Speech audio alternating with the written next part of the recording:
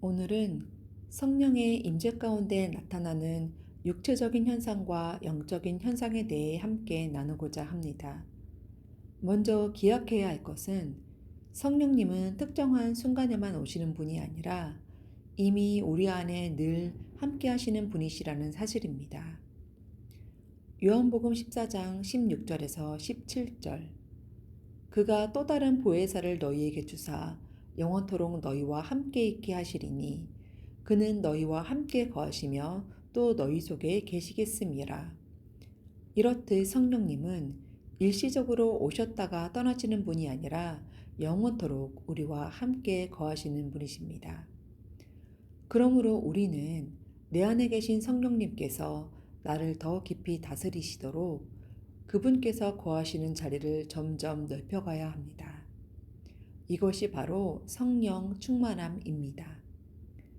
이처럼 성령 충만함을 사모하며 기도할 때 육체적인 현상이 동반되는 경우를 보게 됩니다. 이러한 육체적인 현상에 대해 먼저 말씀을 통해 함께 살펴보고자 합니다. 첫 번째는 쓰러짐입니다. 사도행전 9장 3절에서 4절 말씀.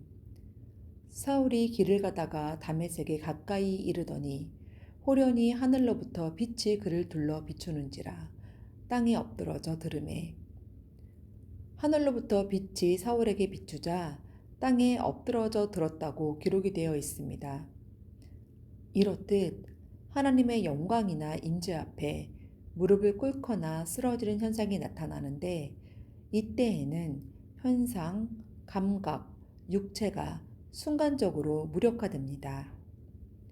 두 번째, 떨림이나 진동입니다. 시편 114편 7절 땅이여 너는 주 앞 곧 야곱의 하나님 앞에서 떨지어다. 강력한 성령의 권능을 체험할 때 나타나는 심리적인 육체적인 반응입니다. 세 번째, 목소리의 변화와 외침입니다. 사도행전 4장 31절 무리가 다 성령이 충만하여 담대히 하나님의 말씀을 전하니라.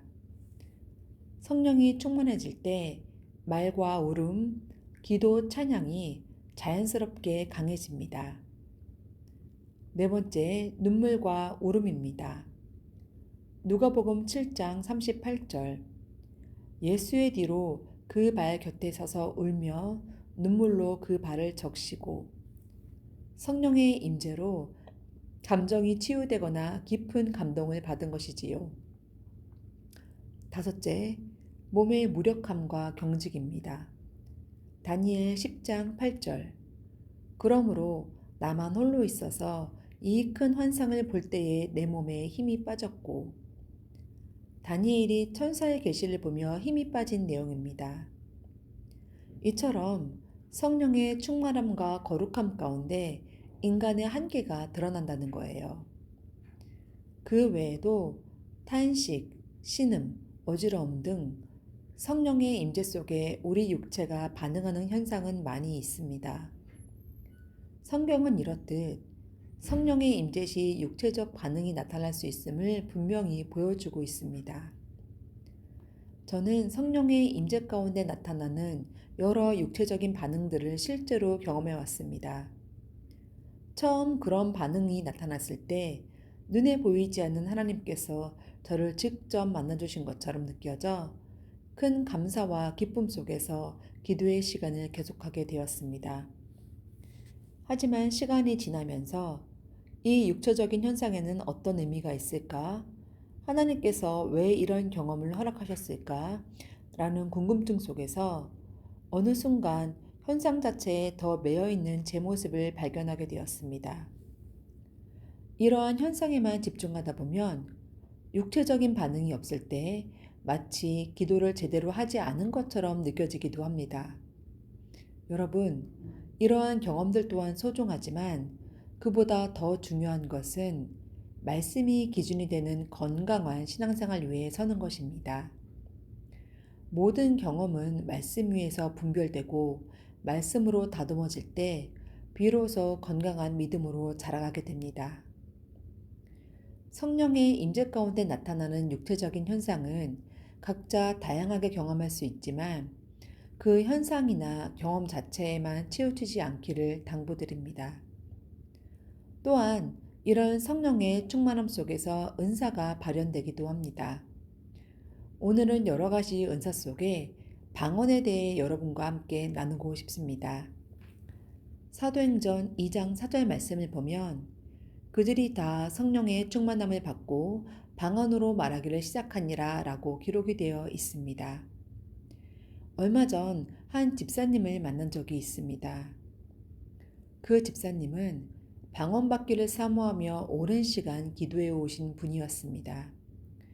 그런데 대화를 나누다 보니 방언에 대해서는 사모함이 있으셨지만 제 안에서 역사했던 성령의 뜨거움, 앞서 말씀드린 육체적인 반응에 대해서는 쉽게 공감하지 못하시는 모습을 보게 되었습니다.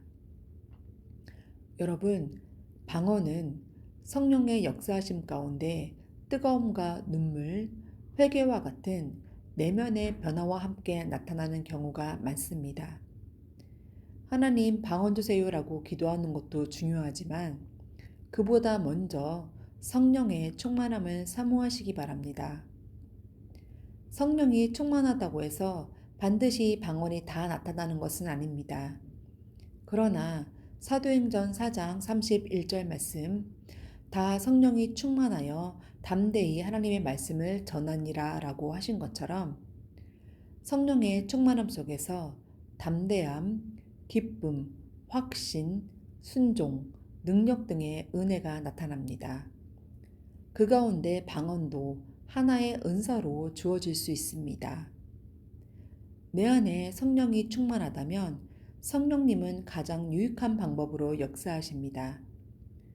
그러므로 성령의 충만함 속에서 나타나는 다양한 육체적인 반응을 인정하며 그 안에서 방언을 사모하시기 바랍니다. 여러분, 방언은 은사입니다. 은사는 내가 원한다고 해서 얻는 것이 아니라 성령님의 주권 가운데 주시는 선물입니다.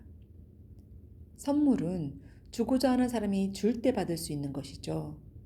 다만 우리는 성령님의 충만함 속에서 언제나 그 선물을 받을 준비를 하고 있어야 합니다.